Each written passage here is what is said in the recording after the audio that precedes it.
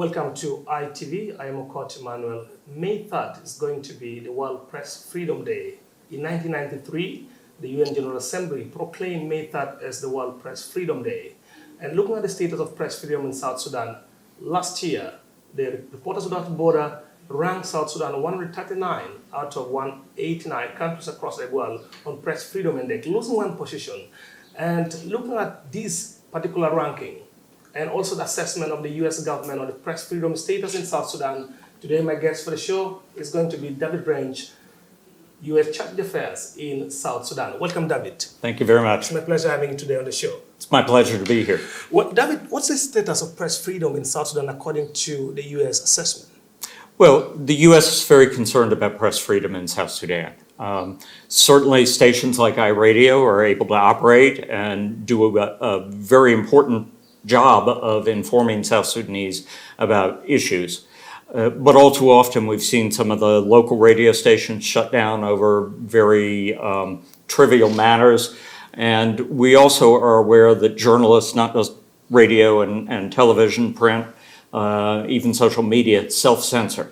And they self-censor because of the actions that the government has taken both at the national and local level to penalize journalists who say things that the government would prefer that they not say. That is antithetical to press freedoms. It's antithetical to a functioning democratic society. It's an issue I've raised with President Kiir himself, asking him to ensure civic space and opportunity for the South Sudanese people to enjoy the freedoms guaranteed by your Constitution. Article 24, freedom of the press. It's important that governments live up to those commitments. Well, if I quote you right, you said the U.S. is concerned about press freedom in the country. Well, according to Reporters Without Borders, South Sudan, which gained independence in 2011 from Sudan, has a history of limiting freedom of the press, including harassment, arbitrary detention of journalists when authorities disapprove of their work. What does this explain to the U.S.? Well, it tells us that South Sudan has a lot of work to do to establish and solidify the institutions that are critical to a well-functioning democratic state. How important is press freedom to South Sudan at this particular time? Oh, it's absolutely critical. We'll get to the broader issues of the peace agreement, but South Sudan's about finally to embark on some very important conversations around the future governance of this country. There's a bill pending with the legislature now to set up the constitution-making process so that South Sudanese can have a conversation about what their permanent constitution should look like, about how power, responsibility, authority, and resources should be distributed between the center and the regions. These conversations can't happen without press freedom. They can't happen in a meaningful way unless people are able to hear from all sides of the debate. People are able to lend their voices to that debate, and ultimately people are able to make a decision based not just on the information that a certain group of people might want them to hear, but on a whole range of perspectives so that they can make an informed decision about the future, their future, of South Sudan. In your view, you did talk about very key legislation that have to be made, and also the country is moving towards a democratic process, that is election, that's as stipulated in the agreement. With the harassment, intimidation, detention of journalists are quitting the profession. Do you think some of these critical tasks will be achieved? So the issue is not just journalists, it's the broader issue of civic space. Part of the legislation that's pending is the Political Parties Act, which is necessary. It's amendments to the Political Party Act, which are necessary to create the legal foundation to reconstitute the Political Parties Council. Political Parties Council will then register political parties as part of the electoral process. And number one, that council needs to be independent. The legislation provides that parties will be registered preliminarily, the draft that I've seen, that parties will register preliminarily, but then still have to be finally approved. They have to be finally approved. The registration has to reach final approval for them to actually compete in elections. So that whole process there is potentially fraught. But more importantly, if this country is going to have free, fair, and credible democratic elections, and not my words, those are the words of President Kiir to the national legislature on April 30 of last year, 2011, when he opened the Transitional Assembly. He said, I want you to ensure free, fair, and credible democratic elections. He also asked the legislature to move swiftly on a number of key pieces of legislation, the Constitution process, the electoral amendments, the Political Parties Act, the security laws. I can remember that. It's an awful lot of work to do. I can remember that vividly when President made that remark, and his vice president did make the same remark. We need a free and fair election, just like you put it across. Is there a move by the Biden administration to ensure there's freedom of the press and the civic space is there?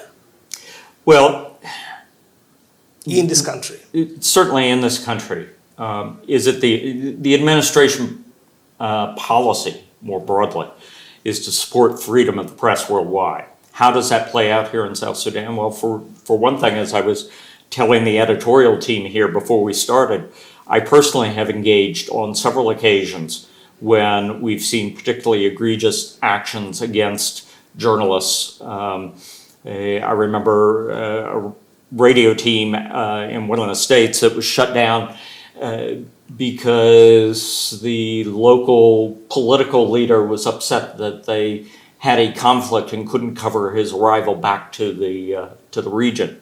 That was NSS, local NSS that was engaged in there. We engaged here in Juba and managed to get that decision reversed.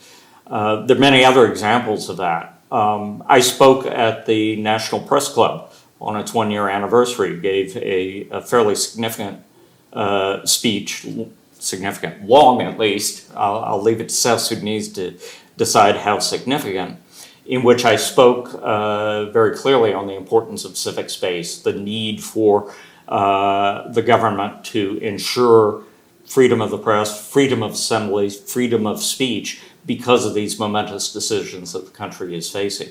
So it's more granular. There's no one thing that we do. Well, just to remind you again, May 3rd is the World Press Freedom Day. Why should press freedom matter to all of us? Well, it matters because information is power. People want to control information for their own purposes. A free press is the protection against that. A free press ensures that when we as citizens, whether South Sudanese, American, European, other Africans, whoever, that we make decisions based on the facts and all of the information and the arguments that people make for or against a particular policy. If we don't have that, we'll make bad decisions. We may make decisions that lead us to governance that the people don't actually support, because a small group who've managed to control that information have directed a result.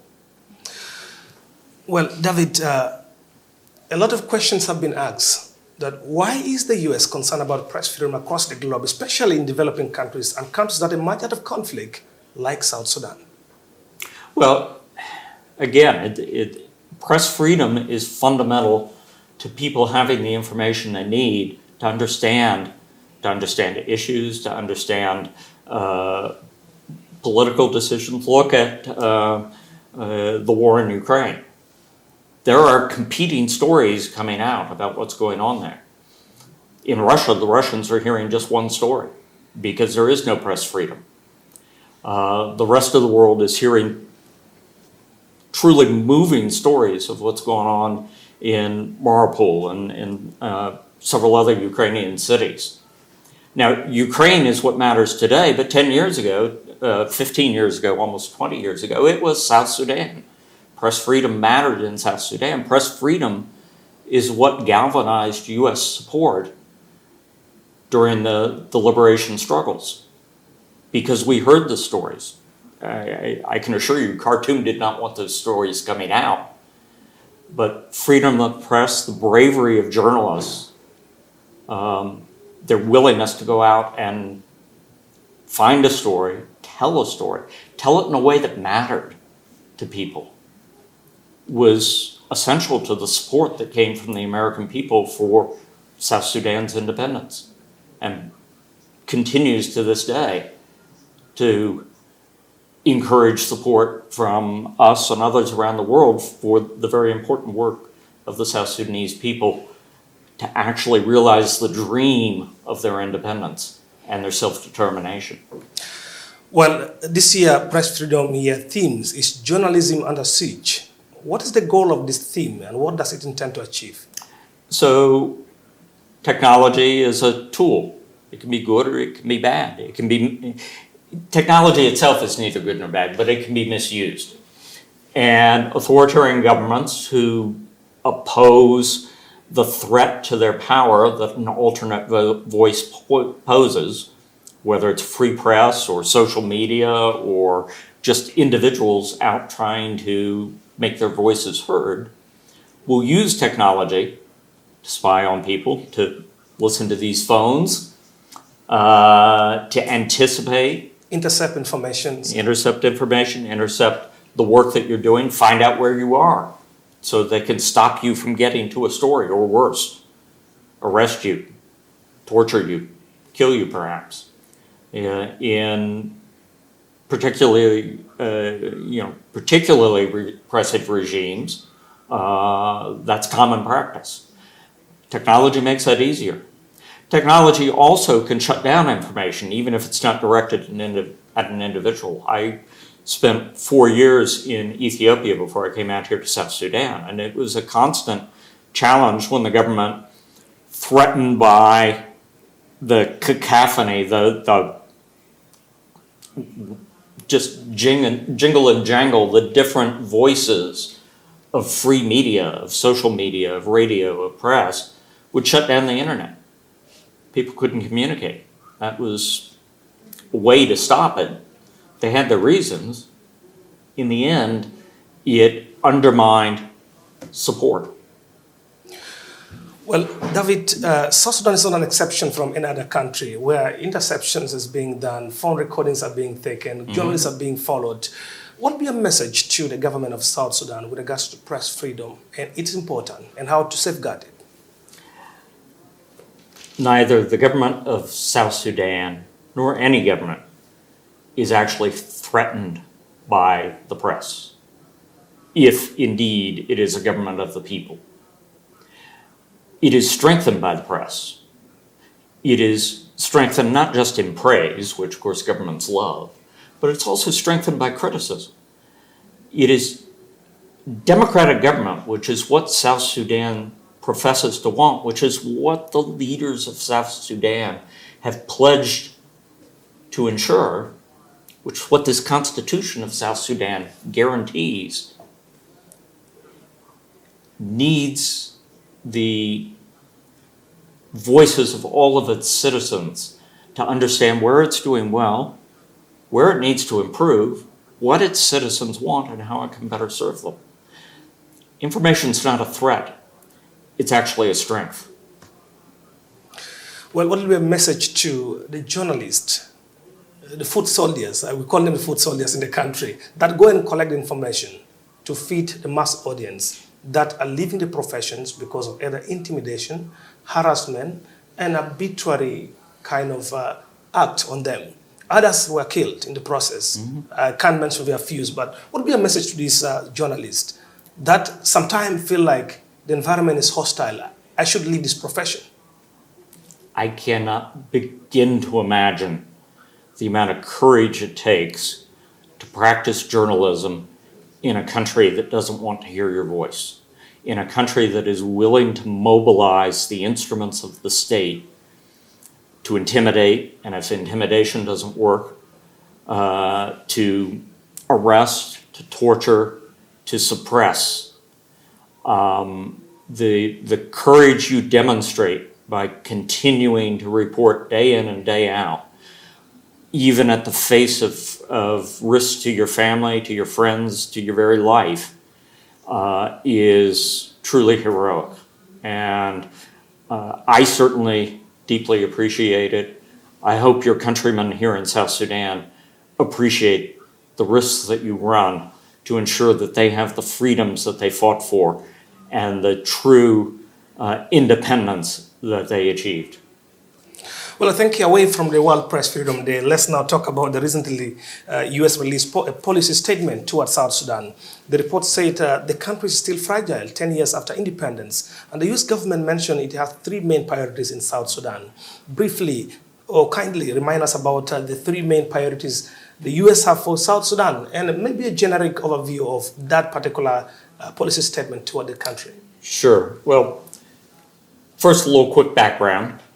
The report that you're referring to was required by law from our Congress in legislation that was passed right at the end of 2021. So we have a huge bill that goes through Congress every year called the National Defense Authorization Act. It is the bill that outlines spending priorities and against which a budget is ultimately adopted. It's a very important bill, and so there are a lot of provisions that get tucked into it. And one of them, because the Congress is very concerned about developments in South Sudan, directed the Department of State to prepare a report on U.S. policy towards South Sudan, and it required us to comment on a number of different things. That report was submitted at the end of March, as required by the legislation. I met with President Kiir and the presidency in January as we were drafting the report, and I said to him, we've got this report to submit, and I would love to be able to say some positive things about the progress that you're making implementing the revitalized peace agreement. And I got lots of assurances and nods about how important this was. And some of the things I asked for are now finally working their way through the process, but they didn't make it in time for us to include them in the report. So that's just a bit of background. Now, the things I asked for directly related to these three core sort of policy priorities, strategic priorities in South Sudan. Support for the emergence of the core institutions of democracy necessary to counter political competition through violence. Actions to address the extraordinary humanitarian situation here in South Sudan, and steps to lay the foundation for the long-term economic and development growth that South Sudan needs to begin to deliver on its promises to the people of South Sudan. The immediate priorities were addressing the unified command and graduating the necessary unified forces, because South Sudan is experiencing widespread subnational conflict. I'm sure folks have followed developments in Lear most recently, very disturbing. Last year when I got here, it was the situation in Tambora. These are just the really big ones, but there have been conflicts all over this country. Maiwut, Magwe, a whole range of conflicts. So getting the necessary unified forces in place, developing professional forces that bring into a national army beholden not to any one political group, but to the people of South Sudan through the Constitution, is a critical first step to creating the conditions for stability, for governance, for democracy. So there are 6 different bills, one of which has yet to pass the Council of Ministers, the National Security Service Act, but the others governing the different unified forces that are now finally with the legislature, and most of them have had their first reading. And then there's the whole issue around elections. How can we have a conversation about elections when we haven't even taken the first steps required under the peace agreement to prepare for elections? We already talked about the Political Parties Act and the Political Parties Council. We need amendments to the electoral law, which then governs establishing the National Electoral Commission. And most importantly, we need the legislation to implement a process for actually coming up with a permanent constitution. Well, Ambassador David, you talk about election. That is the talk of town right now. As the American government, do you think the country is ready for election? And tell us, what is the view of the U.S. on what should be done for the country to go for a free and fair election? The immediate steps are to address these, what I call predicate steps, outlined in the Revitalized Peace Agreement, to actually set up the legal framework for the country to plan for elections. And the Constitution is critical. I mentioned early on, the Constitution will be, among other things, a debate over the allocation of political power between the center and the regions.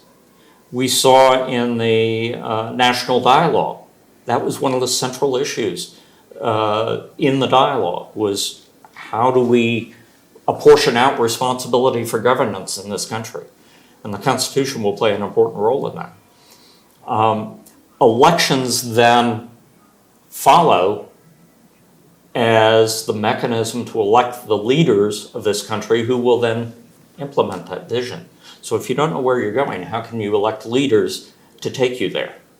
There's a lot of work to be done, and I think that's what we need to focus on. That's what the U.S. is focusing on, is getting these initial steps underway so that the South Sudanese people can begin to actually make the decisions they need to make in order to go to elections.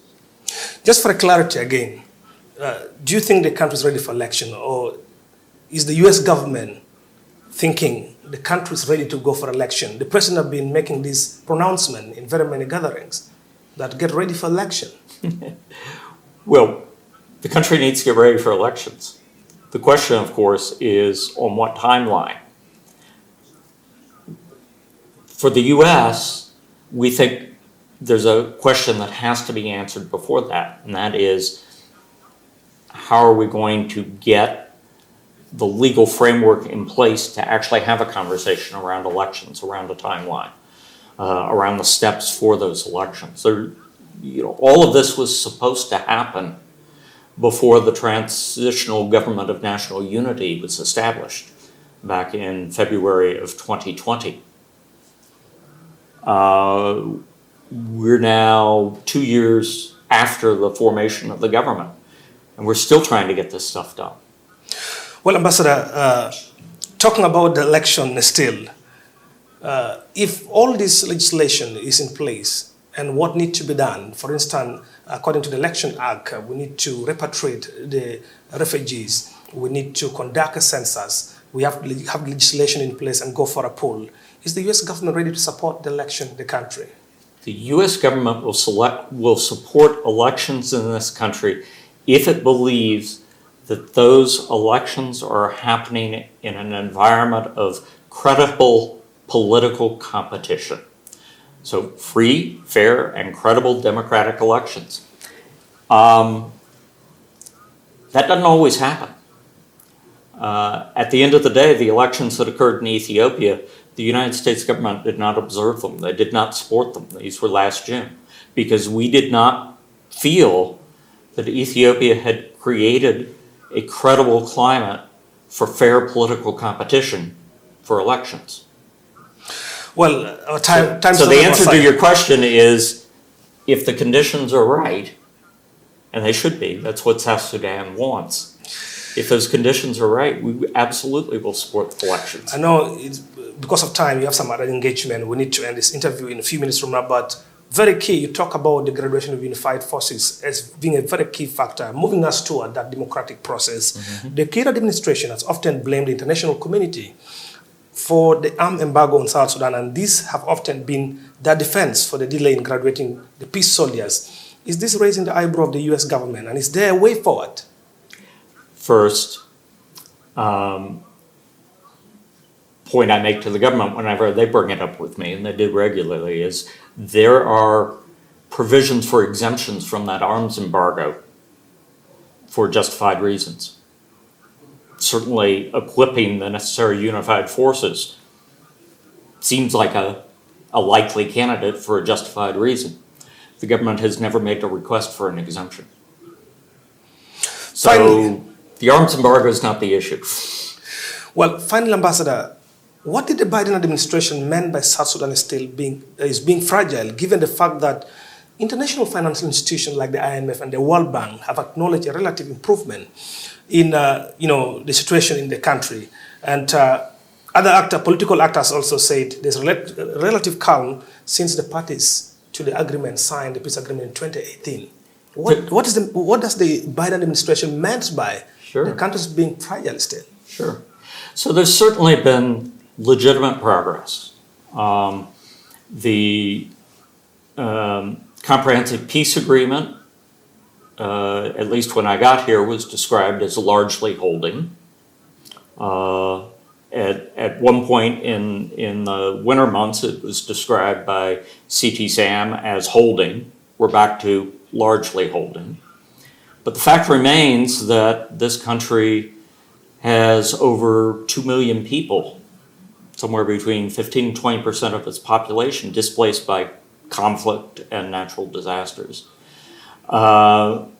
We have widespread incidents of conflict. I mean, Lear, Tambura, Magwe, Maut, those are the big ones that captured attention. And the latest is in Lear and Mayendit. Yes, exactly. And and those are particularly disturbing because there is strong evidence that the that the county commissioners of Koch and Mayendit are directly involved in instigating that violence. Why are they still in power? Why haven't they at least been suspended pending investigation? Over 70% of the country is food insecure. Over half of them is severely food insecure. Now, this isn't necessarily just because of the governance and conflict problems. The country is suffering from a flood that I actually describe as a 3-year going on 4-year flood because waters haven't receded. 8 out of 10 states have flood conditions. The displacements are causing conflict because now we have traditional pastoralists and their cattle herds moving into areas that they aren't normally, where they don't normally go, and coming in conflict with farmers and agrarians. These are not the hallmarks of a healthy, stable, democratic state. Fragile state does not mean bad state. It's not a pejorative. It's a recognition that there are a lot of challenges that South Sudan faces. South Sudan needs the continued support of the international community to help it address these challenges so that we can get to what we want in the international community, but more importantly, what South Sudan wants. A peaceful, prosperous, democratic state able to provide a livelihood for its people, an opportunity for its children. That's where we all want to go. But where we are today is precarious. It's fragile. David Renz, it's my pleasure having you on ITV today. Thank you very much. Thank you. It's my pleasure.